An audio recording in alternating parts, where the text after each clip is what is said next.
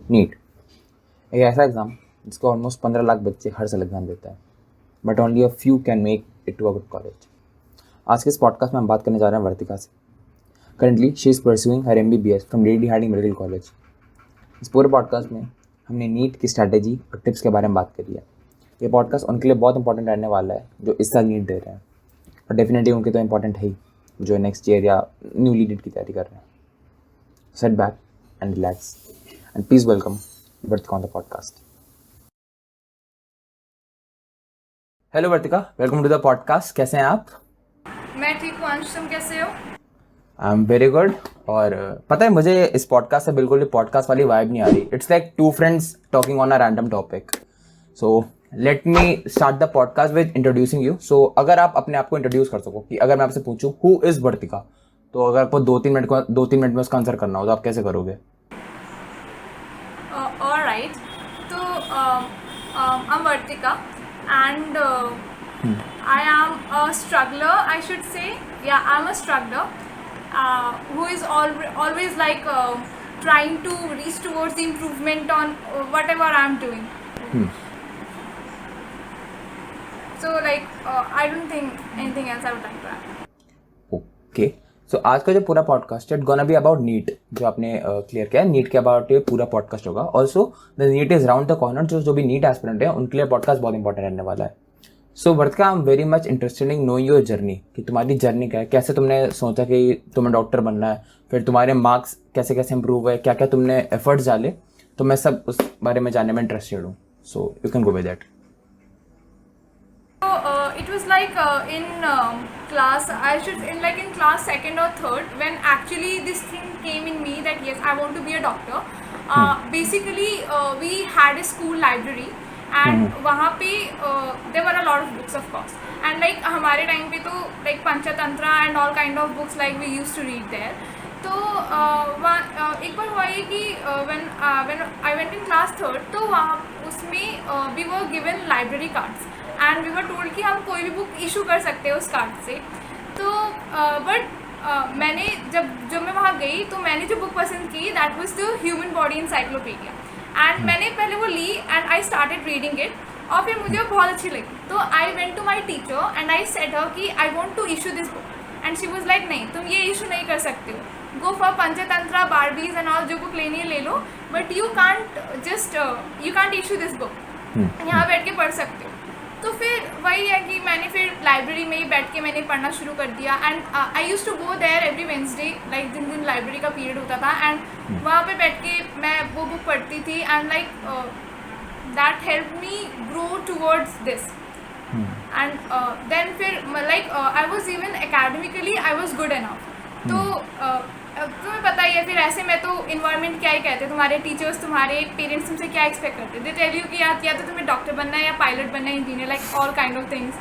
तो but like my mom knew कि मुझे ये चीज़ अच्छी लग रही है and I am in love with this subject. तो शी टोल्ड मी कि यार अच्छा, if you are liking it तो फिर ठीक है, you have many options, one of them is being a doctor, you can be a doctor. Then फिर यही हो गया कि हाँ यार चलो, मुझे डॉक्टर बनना है और मुझे ये सब्जेक्ट पढ़ना है। I love this subject and I want to study this as much as I can. तो फिर वहीं से फिर ये स्टार्ट हुआ, एंड धीरे धीरे देन 9th में आए तो और ज़्यादा डिटेल स्टडी करी, फिर 10th में आए फिर और ज़्यादा इंटरेस्ट आया। 9th में आई थॉट कि कोटा जाऊँगी, वहाँ जाके पढ़ूँगी, लाइक यही ट्रेंड है। तो फिर आई आस्क्ड माई पेरेंट्स कि मुझे जाने दो प्लीज़। तो दे वर लाइक कि ऐसे कैसे जाने दे, तुम्हें अपना ख्याल तो रख नहीं पाती हो, क्या करोगी वहाँ जाके, अभी छोड़ो ये सब कुछ, अभी स्कूल पे ध्यान दो। आई वाज लाइक चलो ठीक है, स्कूल पे ध्यान दे लेते हैं। देन फिर उसके बाद से मैं क्लास 11th में गई, तो अब मैंने कहा कि नहीं, अब तो मुझे कोटा जाना ही जाना है, अब तो मेरे को नहीं रहना यहाँ। तो दे वर लाइक कि अच्छा एक काम करो, आकाश ज्वाइन कर लो और अभी वहाँ से पढ़ लो, फिर अगर तुम्हें 2 साल बाद और नीट लगेगी तो फिर तुम कोटा चले जाना, तब तक दे थिंक कि तब तक मैं इतनी मैच्योर हो जाऊंगी कि मेरे को कोटा भेज सकते हैं। आई वाज लाइक कि ठीक है, मैंने मान लिया। एंड देन आई जॉइन आकाश।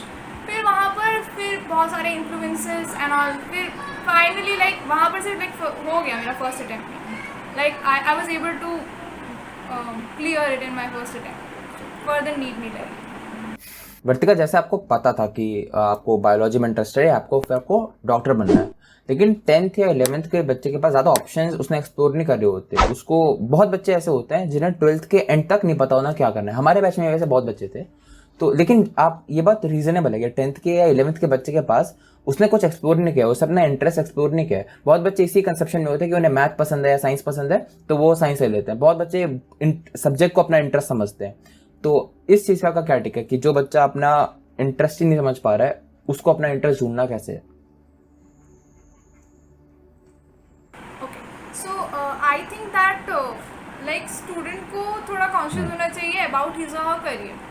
तो उसके लिए there are counsellors available, school में भी काउंसलर्स होते हैं, लाइक कहीं से भी काउंसलिंग ले सकते हैं करियर काउंसलिंग स्टूडेंट, अगर like they want to know कि एग्जैक्टली उनके लिए कौन सा करियर ऑप्शन ज़रूरी है। सेकेंडली, हाँ, अपने ही चॉइस का सब्जेक्ट जो है स्टूडेंट को लेना चाहिए। शुड नॉट बी लाइक कि किसी के प्रेशर में आकर के ले रहे हैं। ऐसा हो सकता है कि मैथ्स में कोई बच्चा अच्छा कर रहा है, लेकिन हो सकता है कि उसका ज़्यादा इंटरेस्ट बायोलॉजी में हो, या फिर उसे मैथ्स या बायोलॉजी से बायोलॉजी में उतना ज़्यादा इंटरेस्ट ना है जितना ज़्यादा इंटरेस्ट उसे सोशल साइंस पढ़ के है। सो इट लाइक की depend, but first of all 11th and 12th की तो I think that the initial requirement is की try to search for the subject जिसको पढ़ के तुम्हें एक्चुअली अच्छा लगता है। इट्स नॉट लाइक कि तुम उस सब्जेक्ट में हमेशा एक्सेल करते हो। इट्स लाइक कि तुम्हें वो सब्जेक्ट पढ़ के अच्छा लगना चाहिए। तुम्हें लगना चाहिए कि या I am reading something out of interest. Like पता है मेरे साथ क्या होता था कि जब मैं पढ़ती थी तो it use to be like पहले एक नया चैप्टर अगर कल शुरू होने वाला है तो मुझे पहली रात से इंटरेस्ट आता था कि यार चलो कल से, जैसे अभी मेरा न्यूरोनैट शुरू होने वाला है, तो लाइक मैं 1-2 दिन पहले से इंटरेस्टेड हूँ कि यार चलो अब सैटरडे से हमारा न्यूरोनैटमी शुरू हो जाएगा। एंड लाइक पहले से इंटरेस्ट है कि हाँ मेरे को इसमें इतना कुछ एक्सप्लोर करने को मिलेगा। सो मैं सिर्फ इतने में कंसर्न नहीं हूँ कि मैं इस सब्जेक्ट में एक्सेल करती हूँ। मेरे को इस बात की भी खुशी है कि यार मैं जो पढ़ रही हूँ उसमें मुझे कितना कुछ नया जानने को मिलेगा और मैं कितना इंटरेस्टेड हूँ उसे पढ़ने के लिए। सो पहले तो ये कंसर्न होना चाहिए कि गो फॉर दैट सब्जेक्ट जिसे पढ़ के तुम्हें खुशी मिलती है, तुम्हें लगता है कि हाँ मैं इसे और पढ़ना चाहती हूँ और ज़्यादा पढ़ना चाहती हूँ, ये नहीं कि मेरे मार्क्स अच्छे आ रहे हैं। तो सेकेंडली करियर के लिए तो फिर I guess career counsellors and all, फिर कोई एल्डो ब्रदर है, सिस्टर है, वो भी गाइड कर सकते हैं। आपने नीट के लिए कोचिंग ली है, राइट? हाँ, या आकाश। तो इस कोचिंग इज नेसेसरी? क्या कोई बच्चा घर बैठ के या जिसकी फाइनेंशियल कंडीशन उतनी अच्छी नहीं है, अगर हम एक बेसिक सेटअप मान लेते हैं, तो क्या इस coaching is necessary for any repetitive examination, UPSC, NEET और जेईई, एनीथिंग? सी, अगर मैं अभी जो लास्ट प्रीवियस 2-3-4 ईयर से जो मैंने जो नोटिस किया है एग्ज़ाम का पैटर्न या फिर कौन से टाइप के क्वेश्चंस आते हैं, आई वुड से कि अगर कोई बच्चा सिर्फ एनसीईआरटी ही बहुत अच्छे से कर लेना, आई रियली डोंट थिंक कि उसे कोई भी ना 600 से 650 के बीच में स्कोर करने से रोक सकता है। And that's absolutely good score, okay. लेकिन coaching is something important, not very important if someone can't afford, of course उसको कोई लोग अगर कोई डिटरमाइंड है तो उसे कोई नहीं रोक सकता।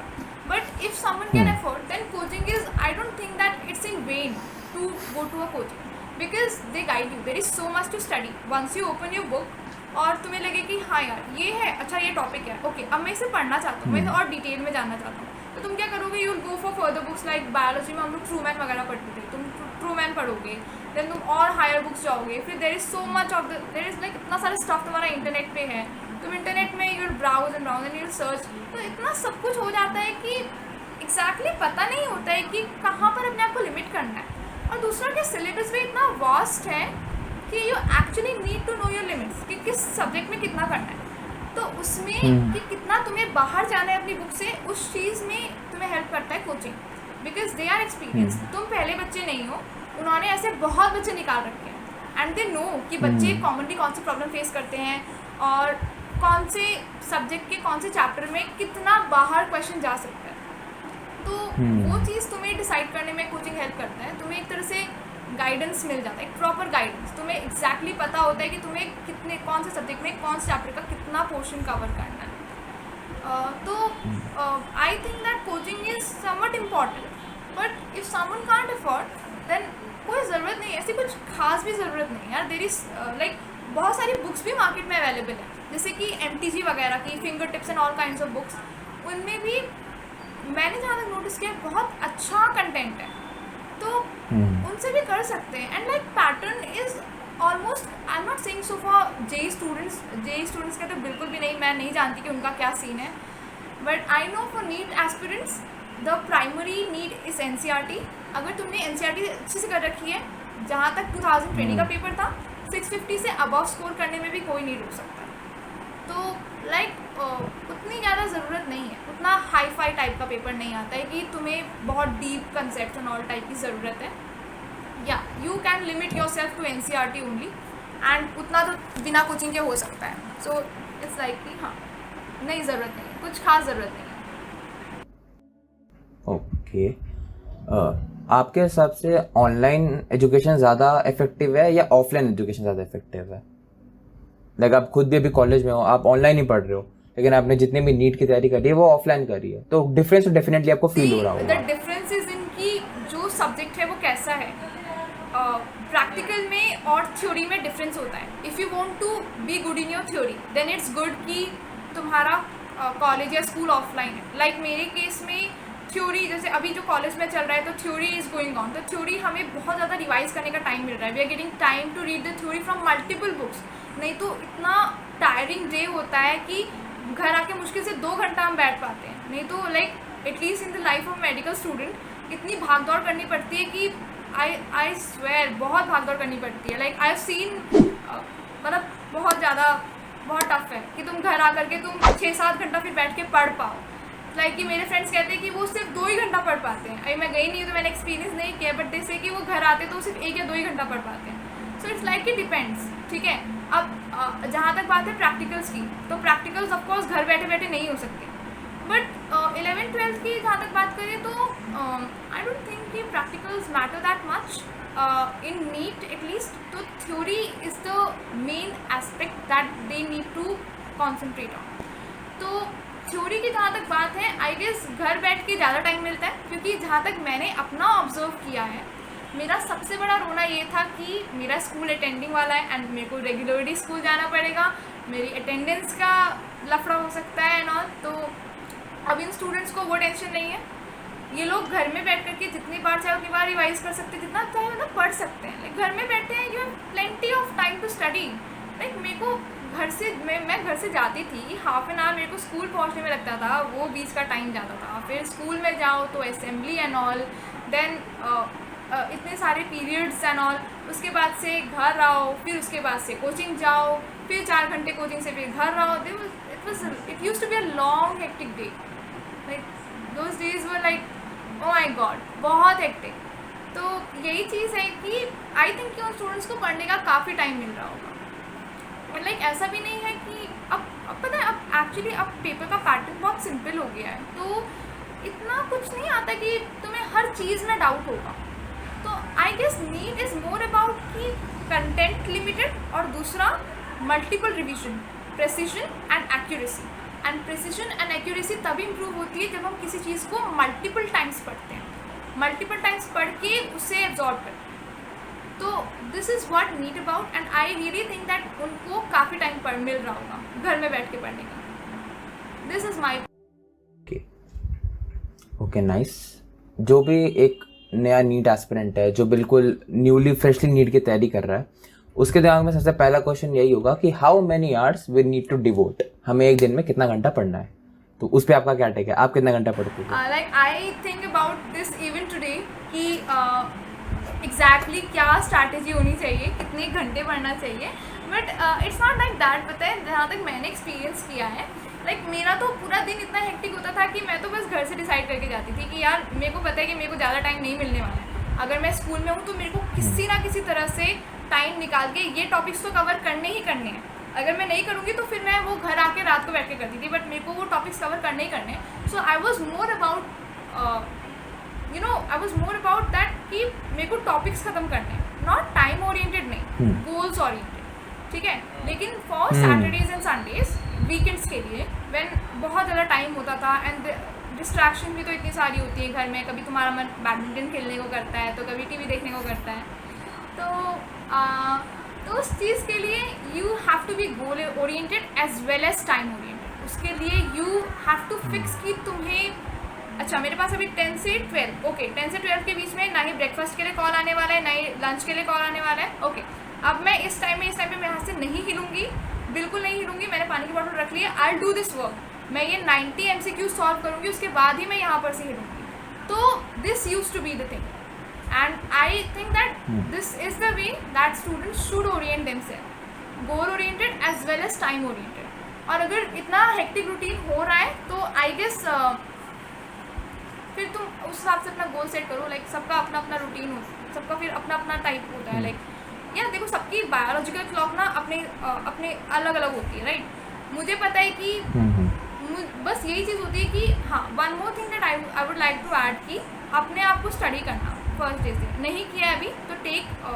1 or 2 weeks लाइक उनके लिए तो नहीं जिनका पास आ रहा है उनको तो अभी से लाइक पढ़ते रहना चाहिए बार बार जितनी बार रिवाइज कर सके उतनी बार रिवाइज करना चाहिए बट जो अब अगले साल देंगे उनके लिए ये टिप है कि अगर तुम अभी भी नहीं समझे हो तो एक हफ्ता बैठ जाओ और एक हफ्ता बैठ के खुद को स्टडी करो क्या कि तुम बहुत इफिशिएंटली किस टाइम पे पढ़ते हो जहाँ तक मैंने खुद को नोटिस किया था मेरी बॉडी कैसे काम करती थी कि अगर मैं दिन में 2 या 3 आवर्स अगर मैं सो जाऊँ तो मैं सुबह 5-6 बजे तक जग सकती थी और कभी मैं बिना सोए भी स्कूल चले जाती थी तो लाइक मैं इतना एफिशिएंटली मैं काम कर पाती थी और रात को शांति में रहती थी मतलब रात को मैं ज़्यादा एफिशिएंटली पढ़ती थी और दिन में मैं बस I use to just yawn and studying ऐसे ही होता था तो फिर मैंने अपने आप को स्टडी किया और फिर मैंने उस हिसाब से अपने आप को ओरिएंट किया राइट तो ऐसे ही पहले अपने आप को थोड़ा टाइम दो एंड अपने आप को जानो कि हाँ अगर मैं इस तरह अब यही नहीं है कि पढ़ने का टाइम एफिशिएंटली ढूंढ रही हूँ ये भी ढूंढो कि यार देखो मैं अपना मील स्किप कर रही हूँ तो मेरे हेडेक हो रहा है इस वजह से मैं नहीं पढ़ पा रही हूँ तो ये चीज़ें मैंने खुद में नोटिस की कि हाँ यार अगर मैं ऐसा एक दिन कर रही हूँ कि मैं बिना सोए जो है स्कूल चले जा रही हूँ तो it requires me to sleep at least 4 or 5 आवर्स घर आकर के क्योंकि घर आके फिर मैं एकदम थक जाती थी तो ऐसे ही अपने आप को स्टडी करो और उस तरह से अपने आप को ओरिएंट करो कि हाँ अपने आप को स्टडी करोगे अपने आप को देखो सबका अपना अपना अलग तरीके से चलता है ये मेरा तरीका था हो सकता है कि वो लोग दिन में ज़्यादा एफिशिएंटली पढ़ते हो उन्हें रात को बहुत नींद आती है बहुत लोगों के साथ होता है कि मेरी बहन के साथ होता है कि वो दिन में भी सोती है अगर दिन में सोएगी तो वो रात को भी सोएगी तो रात को उसे सोना ही सोना है तो इससे बेटा कि ना दिन को एफिशिएंटली यूटिलाइज कर लिया जाए तो यही चीज़ है कि सबकी अपनी अपनी बायोलॉजिकल क्लॉक होती है सबका अपना अपना तरीका होता है तो अपने आप को स्टडी करो एंड देन उसके अकॉर्डिंग पढ़ाई करो okay a very quick question जो भी फर्स्ट टाइम जो नीट एस्पिरेंट जो बिल्कुल स्टार्टिंग करने वाले हैं जो बिल्कुल क्विक क्वेश्चन है ये कि सजेस्ट सम बुक्स फिजिक्स की केमिस्ट्री की बायोलॉजी की सेपरेटली आप बुक्स सजेस्ट करो ओके सो जो अभी इस साल नीट देने वाले हैं अगर उन्होंने जो बुक्स मैं बोलूँगी अगर उन्होंने ये बुक्स नहीं भी करी हैं जस्ट नो प्रॉब्लम तुमने अगर एनसीईआरटी करी है be confident go to exam hall and just फाड़ आओ paper it's like that okay तो सिर्फ एनसीईआरटी भी करी है तो एनसीईआरटी ही पढ़ते रहो जितनी बार पढ़ सको लाइक पता है मेरा क्या था मैं लास्ट के 2 या 3 मंथ्स में मेरा रूटीन वाज लाइक कि मैं रात को 2 o'clock या 3 o'clock तक पढ़ती थी एंड मैं सुबह 6 o'clock उठ जाती थी एंड मैं उठते ही like I use to get fresh and all मैं ब्रेकफास्ट भी नहीं करती थी ब्रेकफास्ट बहुत लेट करती थी मैं तो मैं उठते ही जैसे फ्रेश होके आ गई और फिर उसके बाद मैं क्या करती थी बायोलॉजी की एनसीईआरटी निकालती थी कम से कम मुझे पता है कि अब मेरा ब्रेकफास्ट 8 o'clock आएगा तो मैं उससे पहले I use to do 2 or 3 chapters from the NCERT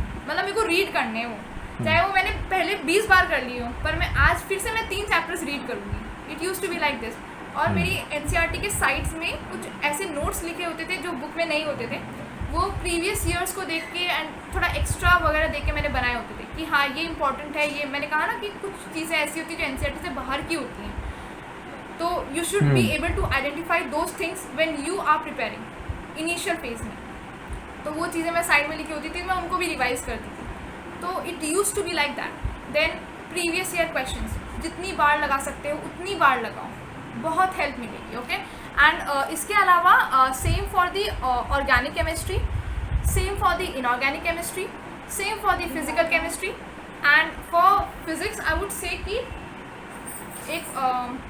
मैंने एक नोटबुक बना रखी थी और उस नोटबुक में बहुत सारे फॉर्मूलाए थे तो I use to go through those formulae every day decides एक बोर्ड था, मैं उसमें भी जो है लगा के रखे थे मैंने काफ़ी सारे फार्मूला है, रिएक्शन एंड ऑल। हालांकि इतना सारा कुछ आया नहीं, पर हाँ इतना सब कुछ मैंने लगा रखा था। एंड मेरी रोज़ की आदत थी कि मैं खड़े खड़े मैं उनको पढ़ते रहती थी। तो दिस वॉज माई रूटीन। वैसे तो यही था, बट 3-4 महीने this was the strict thing that I use to follow. Physics में भी आई वुड से कि जो 12th का जो पार्ट 2 है, मैंने एक बहुत बड़ी मिस्टेक की थी कि फिज़िक्स में मैंने जो पार्ट 2 में जो न्यूक्लियाई एटम्स वाले चैप्टर है ना, सेमीकंडक्टर्स एंड ऑल वाले चैप्टर्स, मैंने क्या किया था कि मैंने उनके न्यूमेरिकल्स मैंने सॉल्व किए थे और फिर मैंने वो चैप्टर्स एकदम नेग्लेक्ट कर दिए थे। मैंने सोचा था अरे इसमें तो क्या ये सब रटने वाला है, ये तो क्या ही आएगा। बोर्ड के टाइम पे पढ़ा था, फिर कभी ध्यान नहीं दिया और उसमें से 3 क्वेश्चन उठ के आ गए। एंड मेरी जो फिज़िक्स में जो मेरे मार्क्स कटे वो उन्हीं 3 क्वेश्चन में कटे हैं। सो आई वुड रियली से कि उन तीनों चैप्टर्स को बिल्कुल नेग्लेक्ट मत करना। उन तीनों चैप्टर्स को जितनी बार पढ़ सको उतनी बार पढ़ना, बिकॉज उनसे MCQs पक्का उठ के आएंगे। ठीक है, तो एक तो वो वाले 3 चैप्टर्स फिज़िक्स में नेग्लेक्ट नहीं करने हैं। तो दिस इज़ फॉर देम जो अभी कर रहे हैं, मतलब कि जो आने वाले अभी 1-2 मंथ में जब नीट है तब वो जो देंगे उनके लिए है। और and now like for those जो कि अगले साल देंगे या फिर 2 years बाद देंगे, जो 11th में है या जो 12th में है, उनके लिए आई वुड से कि for chemistry if you want to strengthen your concepts in physical, then physical के लिए तो I did N Awasthi and I did NCERT। मैंने स्टार्ट किया एन अवस्थी से एंड देन मैंने आकाश की मॉड्यूल्स भी करी थी और फिर मैंने उसके बाद से किया ये NCERT। ओके, सो लाइक अगर कोई सिर्फ NCERT भी करे तो सफिशेंट है, इतनी ज़रूरत नहीं है। बट लाइक हमारे टाइम पे तो पेपर थोड़ा ऐसे ही आते थे कि लाइक तब 11th में थे, तो जब 11th में मैं थी तब उस टाइम पे नीट के पेपर का लेवल थोड़ा टफ आता था, थोड़ा सा लाइक थोड़ा एलिवेटेड तो था लेवल। तो लाइक उस इसलिए मैंने उस टाइम पे एन अवस्थी करी थी। तो लाइक एन अवस्थी करी थी, NCERT करी थी और आकाश की मॉड्यूल्स करी थी। और आकाश से एक स्पेशल टाइप की बुक भी मिलती थी जिसका नाम था Leap, wonderful book I must से।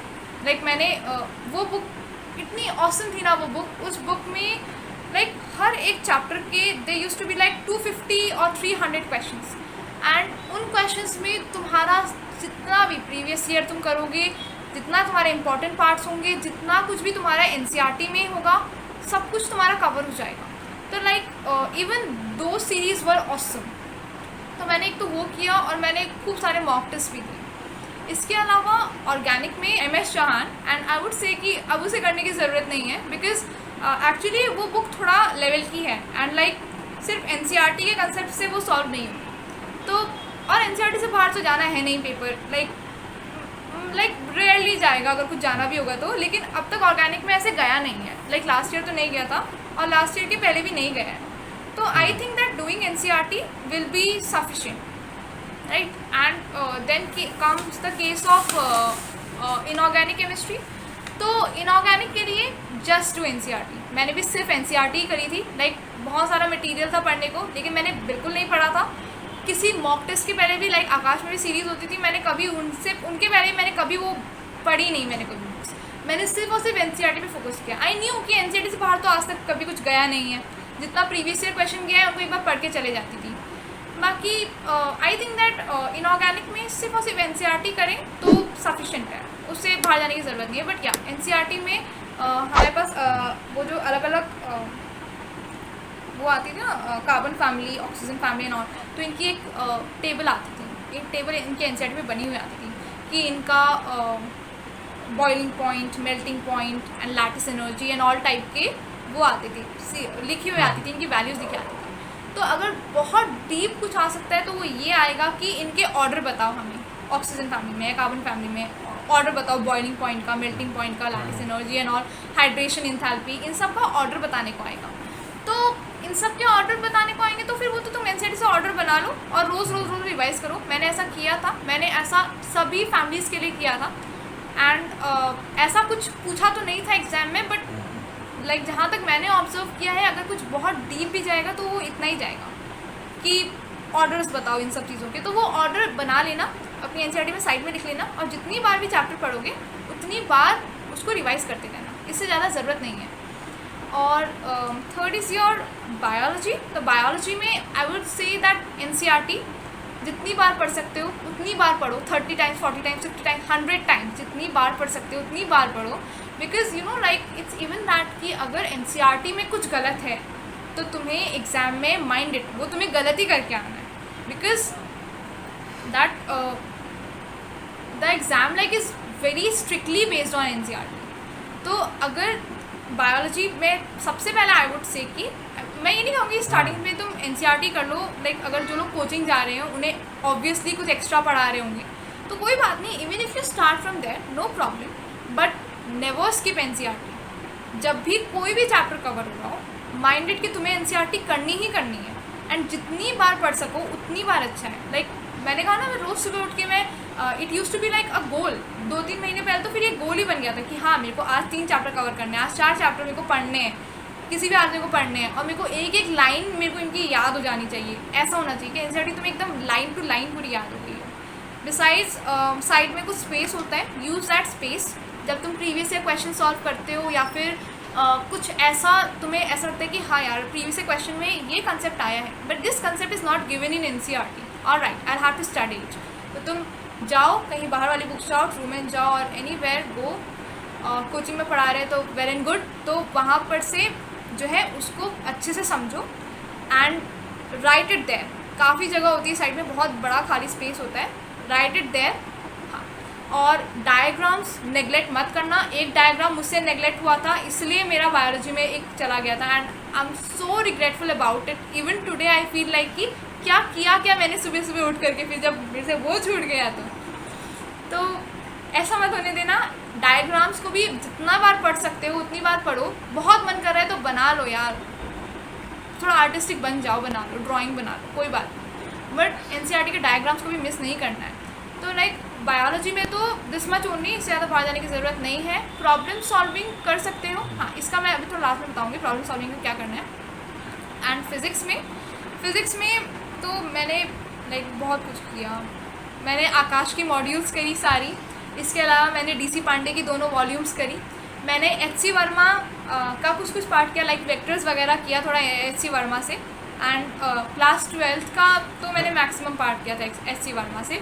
और इसके अलावा आकाश में से जो सीरीज़ मिलती थी लीप वाली, मैंने वो करी थी. इसके अलावा मॉक टेस्ट वगैरह. तो फिज़िक्स में तो there is a lot to do. जितनी न्यूमेरिकल्स तुम सॉल्व करो वो तो लाइक या मैं प्रॉब्लम सॉल्विंग की अगर तुम्हें बताऊँ तो फिर एक हमारे एक टीचर थे एंड ही लाइक हमें तो मिले क्लास 12th में. तो he told us a thing कि कोई भी सब्जेक्ट चाहे तुम करो, मेक श्योर कि हर एक चैप्टर में से तुमने कम से कम 400 से 500 क्वेश्चन सॉल्व कर रखे हो. प्रॉब्लम्स किसी भी छोटे से छोटे लेवल का भी एमसीक्यू हो. कोई एक ऐसी बुक पकड़ लो जिसमें कम से कम तुम्हें 300 चलो क्वेश्चन इस बुक में मिल गए, 100 क्वेश्चन इस बुक में मिल गए, 50 क्वेश्चन यहाँ से मिल गए, 200-300 तुम्हारे मॉड्यूल्स में क्वेश्चन होंगे. बट माइंडेड कि तुम जितनी ज़्यादा क्वेश्चंस करोगे, नो मैटर किसी भी लेवल के हो, जितने ज़्यादा तुम प्रॉब्लम सॉल्व करोगे उतना ज़्यादा तुम उतना अच्छा तुम्हारा स्कोर रहेगा. तो मेक इट अ थिंग कि तुम्हें हर चैप्टर में से कम 500 से 500 प्रॉब्लम्स तो सॉल्व करने ही करने हैं. ठीक है, तो फिर उसके बाद से मैंने भी अपने आप को इस हिसाब से ओरिएंट कर लिया था कि हर सब्जेक्ट के हर चैप्टर में से कम मैं 400 से 500 क्वेश्चंस तो करूँगी. And in that errorless help me. Errorless नाम है बस, एररलेस, ठीक है, उसमें एरर्स हैं. तो लाइक उसमें लाइक केमिस्ट्री के लिए और फिज़िक्स के तो मैंने नहीं ली थी, मैंने वो बुक ली थी केमिस्ट्री के लिए ली थी. एंड उस बुक में बहुत सारे क्वेश्चंस हैं, इतने सारे क्वेश्चंस हैं, लाइक 600, 700, 800 क्वेश्चंस, बहुत सारे क्वेश्चंस हैं ना. तो फिर वहाँ पर से प्रैक्टिस कर सकते हैं.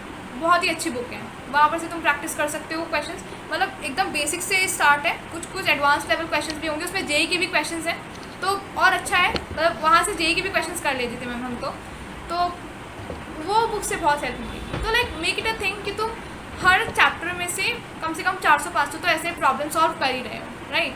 और then NCERT being the prime focus, और इसके अलावा प्रीवियस ईयर वाले कंसेप्ट जो एनसीईआरटी में कवर नहीं है वो तुम्हारे पास होने चाहिए. आई डोंट थिंक इससे ज़्यादा एक्स्ट्रा और कुछ लगेगा.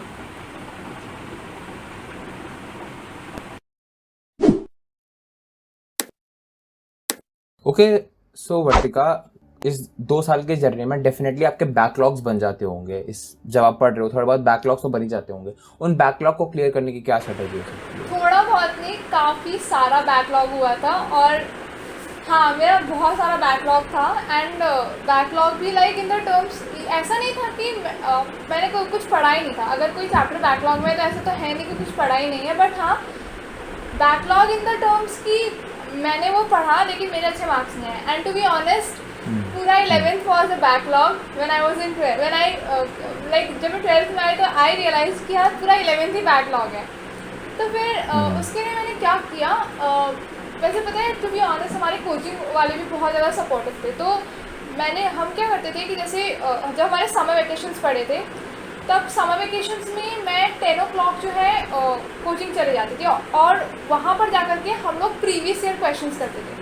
तो मतलब उनके पास बहुत सारे मॉक टेस्ट पड़े रहते थे अलग अलग टेस्ट सीरीज़ के, और हम उन मॉक टेस्ट को करते थे, सॉल्व करते थे। तो ऐसे करके चैप्टर वाइज जो है धीरे धीरे करके रिवीजन होगी।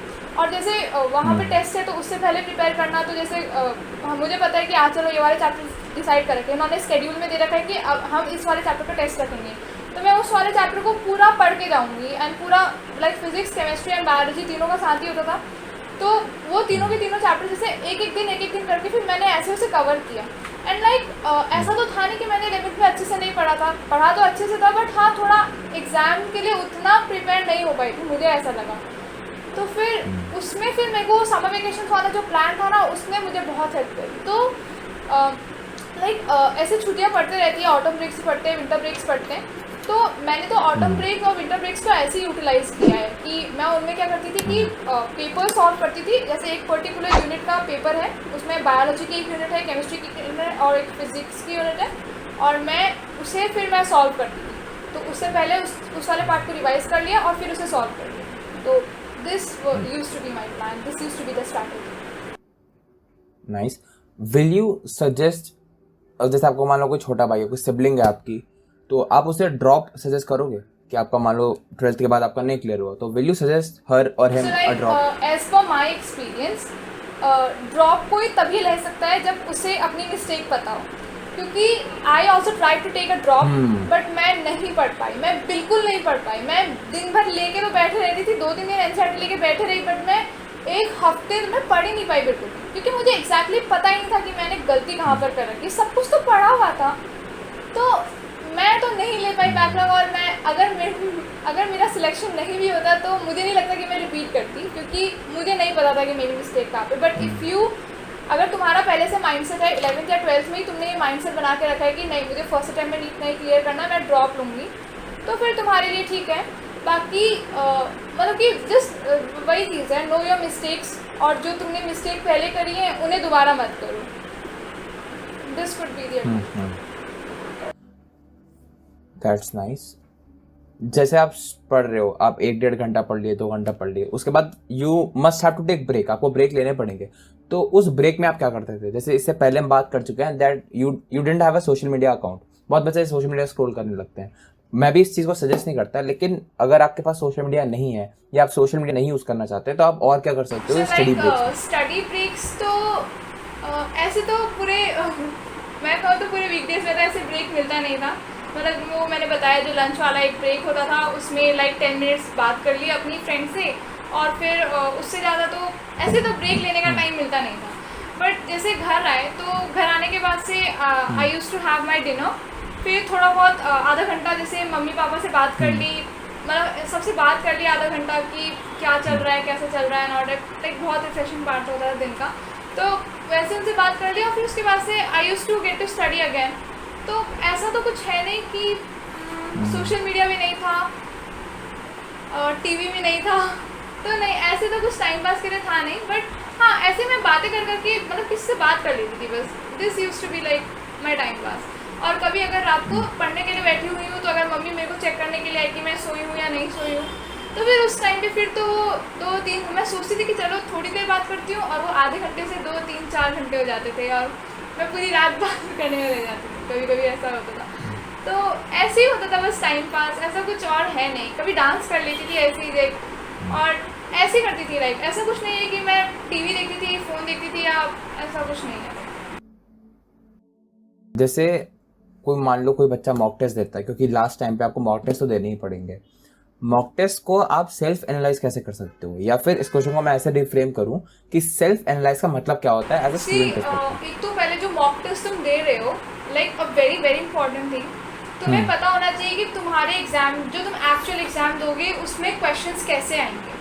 बिकॉज इस बार जो एनटीए ने भी जो सीरीज दी हुई थी, एटलीस्ट नीट एस्पिरेंट्स को जो सीरीज उन्होंने दी थी, वो सीरीज बहुत बेकार थी। मतलब वो बिल्कुल भी, दिस इज लाइक, उसने एकदम कंफ्यूज कर दिया था। वैसे क्वेश्चंस नीट में आए ही नहीं थे जैसे क्वेश्चन एनटीए वालों ने दिए थे। तो फर्स्ट ऑफ ऑल तो तुम्हें पता होना चाहिए कि एग्जैक्टली एग्जाम में किस टाइप के क्वेश्चंस पूछे जाते हैं। ये नहीं कि तुम लेवल वाली सीरीज कर रहे हो, तुम्हारे मार्क्स नहीं आ रहे हो, फिर तुम डिसअपॉइंट हो रहे हो, और फिर जो चीज़ें नहीं है, बहुत बेकार है, हाई लेवल की है, तुम्हारे काम की नहीं है, तुम उन पर अपना टाइम वेस्ट कर रहे हो और उन चीज़ों पे ध्यान नहीं दे रहे जो प्राइमरी इंपॉर्टेंस वाली हैं। फर्स्ट ऑफ ऑल तो ये। और दूसरा, फिर तुमने जैसे सही मॉक टेस्ट ढूंढ लिया, तुमने सही मॉक टेस्ट करा, तो उसके बाद से जस्ट चेक आउट कि तुम्हारी कहाँ पे गलती है, एंड मेक श्योर कि वो गलती दोबारा ना हो। टाइम मैनेजमेंट का तो ध्यान रखना ही है, तो एनालिसिस सारी तरफ से होनी चाहिए। एक तो अपना टाइम मैनेजमेंट भी देख लेना, और दूसरा मार्क दैट थिंग कि क्या चीज़ गलत है, या कौन सा, जैसे समझ लो फिजिक्स में कोई ऐसा क्वेश्चन आया जिसका फॉर्मूला तुम्हें याद नहीं आया, तो फिर उस चीज़ को मार्क कर लो कि हाँ मुझे तो ये नहीं आया, मुझे अगली बार ये आना चाहिए, दिस इज समथिंग इम्पॉर्टेंट और ये मुझे आना ही चाहिए। एनसीईआरटी की कोई लाइन है जो एग्जाम में एज इट इज़ आ गई, लेकिन तुम्हें वो नहीं आती, तो उसे मार्क कर लो एंड मेक श्योर कि वो अगली बार ऐसे गलत ना हो। तो एनालिसिस ऐसे कर सकते हैं, सेल्फ एनालिसिस लाइक। ओके, वैसे इस बारे में हम बात कर चुके हैं पहले वाले क्वेश्चंस पे, लेकिन अगर आपको शॉर्ट में बताना हो कि डे टाइम स्टडी ज़्यादा इफेक्टिव होती है, नाइट टाइम स्टडी ज़्यादा इफेक्टिव होती है, तो आप क्या बताओगे? आई टोल्ड यू ना कि अपनी अपनी क्लॉक होती है, अपनी अपनी लाइक बायोलॉजिकल क्लॉक होती है, जिसको जैसा टाइम सूट करता है। तो कभी किसी को लाइक दिन में अच्छा, कुछ लोग दिन में अच्छा पढ़ पाते हैं, कुछ लोग रात को अच्छा पढ़ पाते हैं। अगेन इट डिपेंड्स कि तुम लाइक, वो तो जब हम खुद को स्टडी करते हैं तभी पता चलता है। बट आई थिंक दैट अगर कोई रात को पढ़ सकता है, तो मेरे को लगता है कि जिस घर में सिबलिंग्स हो वहाँ पर तो रात को पढ़ सकते हैं तो ज़्यादा अच्छा हो, क्योंकि बहुत शोर आता है, एंड फिर दिन बहुत टायरिंग भी होते हैं, रात को थकते नहीं है, मुझे ऐसा लगता है। अगर तुम दिन में रेस्ट कर लेते हो तो रात को नहीं थकते हो मेरे अकॉर्डिंग। बट लाइक सबका अपना अपना है, जिसको जैसा टाइम सूट करे, फिर उसके लिए खुद को स्टडी करना। Okay Vartika, it was very वर्दी टॉकिंग टू यू। मैंने बहुत कुछ सीखा आपसे, और देखने वालों ने बहुत कुछ सीखा होगा, एंड आई विश कि जो भी नीट एस्पिरेंट है वो भी बहुत कुछ सीखे आपसे। Wish you all the best buddy, and see you soon. Bye.